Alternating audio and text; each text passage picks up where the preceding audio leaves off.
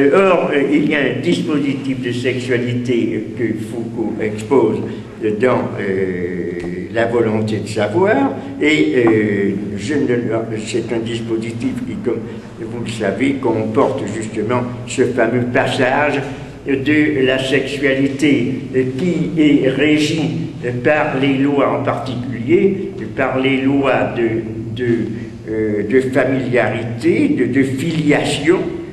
La sexualité qui se règle comme un échange, au fond dans le prolongement de l'échange des femmes, l'échange des biens, qui se règle comme un échange entre familles, à une sexualité qui est une sexualité centrée sur exclusivement des relations matrimoniales, des relations et même des relations de couple.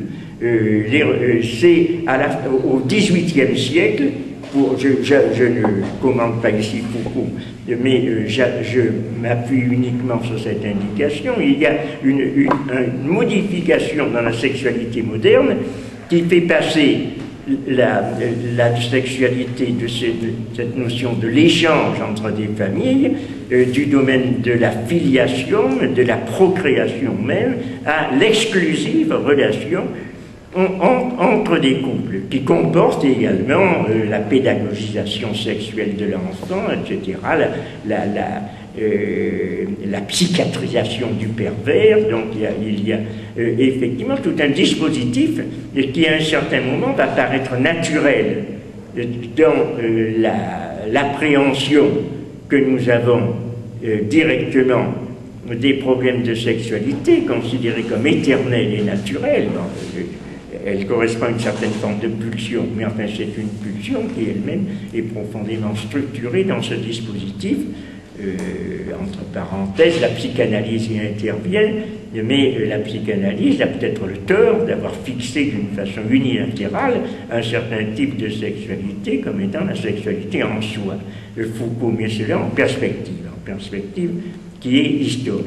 Et je situais, j'étais pour en venir là, je situais essentiellement dans cet article, je ne veux pas être long, donc je m'en tiens uniquement à cela, la position de Kant, qui a traité de ce problème dans la métaphysique des mœurs. Il y a de Kant, autour de ce problème des mœurs, essentiellement deux écrits qui sont connus. Le premier est plus connu que l'autre, qui s'appelle Introduction à la métaphysique des mœurs. C'est celui que l'on étudie généralement en classe de philosophie. Mais il y a un traité beaucoup plus grand qui s'appelle La métaphysique des mœurs, et dans lequel il entre dans le détail de certaines questions qui ne sont pas abordées dans les fondements de la métaphysique des mœurs. Donc c'est celui-là dont je parle, et qui se prolonge également par une métaphysique du droit, etc.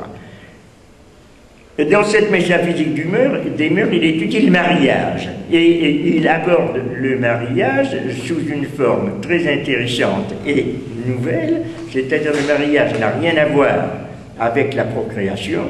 D'ailleurs, l'Église elle-même aussi, auquel on attribue le fait d'avoir relié le mariage à la procréation, l'Église chrétienne, tout au moins, a très nettement distingué la notion de mariage de la notion de procréation. Mais généralement, on considère malgré tout que le mariage se conclut dans la procréation et est fait pour la procréation. Non, en soi, le mariage ne consiste pas en cela, ce n'est pas du tout en vue de la procréation, c'est un contrat qui est passé entre deux personnes. Le contrat, j'avais placé ça par conséquent sous le titre de Le contrat de mariage. Kant, dans cette analyse du contrat de mariage, ne fait que sanctionner tout un mouvement d'évolution des mœurs qui a lieu au XVIIIe siècle, en particulier chez les philosophes du XVIIIe siècle, que ce soit Diderot, Rétif de la Bretonne, Diderot, Rousseau, Voltaire, etc., qui ont pris position de façon ou d'autre, plus ou moins théorisée ou non, ironique, contre les mœurs anciennes qui étaient déjà, ce mouvement commençait d'ailleurs avec les critiques de la comédie de Molière contre contre les mariages qui étaient pour convenance familiale. Tous ces mariages pour convenance familiale, au XVIIe, au XVIIIe siècle, se sont orientés vers une théorie, ou au moins une position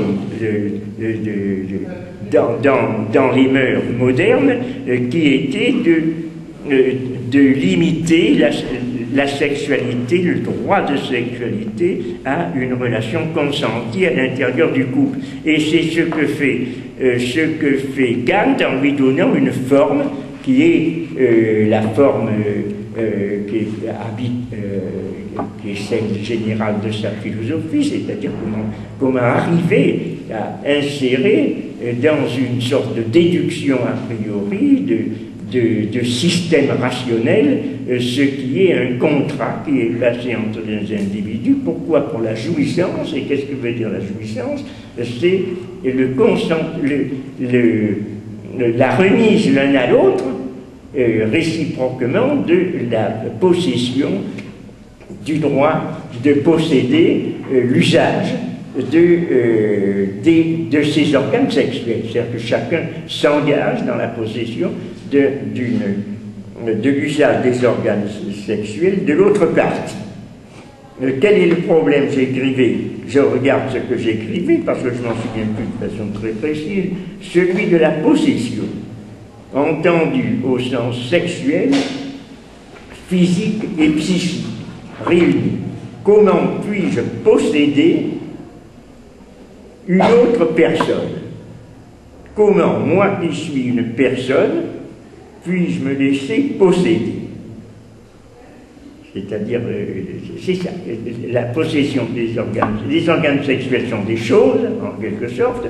Le corps est relativement à la personne une chose. On dit j'ai un corps, j'ai ou possède des organes sexuels. Comment puis-je en remettre la possession à autrui comme c'est un objet? Mais Kant ne joue pas sur les mots. La possession sexuelle n'est pas une métaphore, elle relève bien de la classe générale de la possession, de l'avoir quelque chose.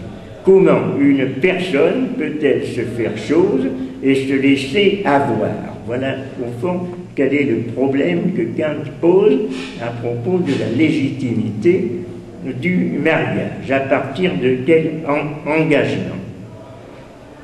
Et alors, il tranche la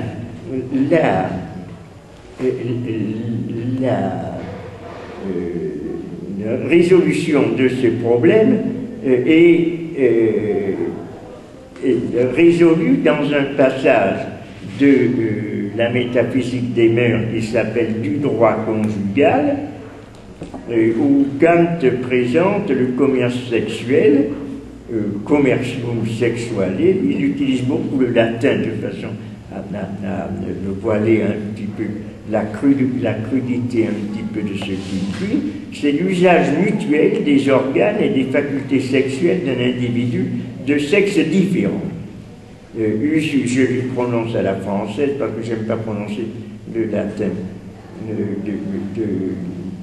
comment on le prononce, je le prononce à la manière ancienne, usus membrorum et facultatum sexualum alternus. Il peut avoir selon la nature animale, il peut exister selon la nature animale, il appelle ça vaga libido ou Venus vaga, fornication ou suivant la loi. Alors, suivant la loi, ça demande la création d'un concept, c'est là où je voulais en venir, pour exprimer comment la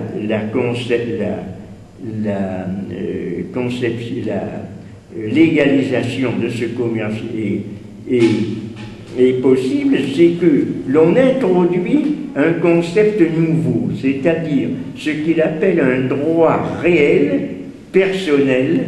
En allemand, ça s'écrit auf dingliche Art, persönliches Recht. Je suis obligé de l'écrire, c'est-à-dire qu'à un certain moment, dans ce acte, il faut que l'individu, que la personne individuelle se fasse chose et qui est la création d'une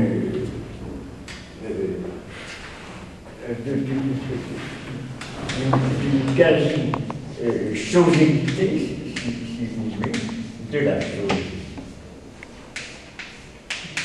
C'est-à-dire, c'est une manière, alors c'est idéal.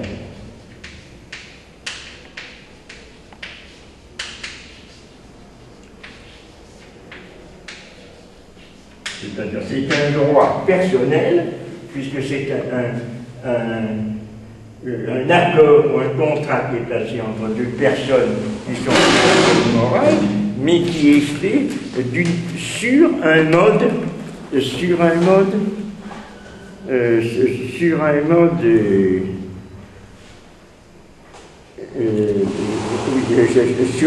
causal, ou qu'il appelle réel. La possession, je cite d'ailleurs ce qu'il écrit, la possession d'une chose qui est en même temps une personne. Et même il précise d'une façon plus précise qu'à un certain moment, c'est le membre lui-même, c'est-à-dire qui devient le représentant même de la personne.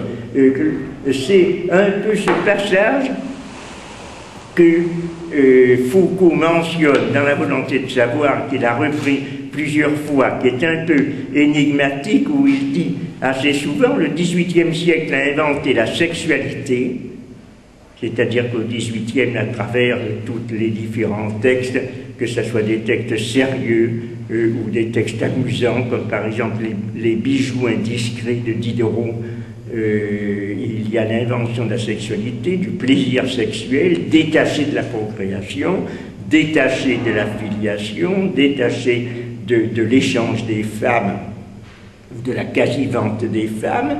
Il y a quelque chose qui est effectivement une sexualité débordante qui apparaît au XVIIIe siècle. Et le siècle ultérieur, le XIXe, a inventé le sexe.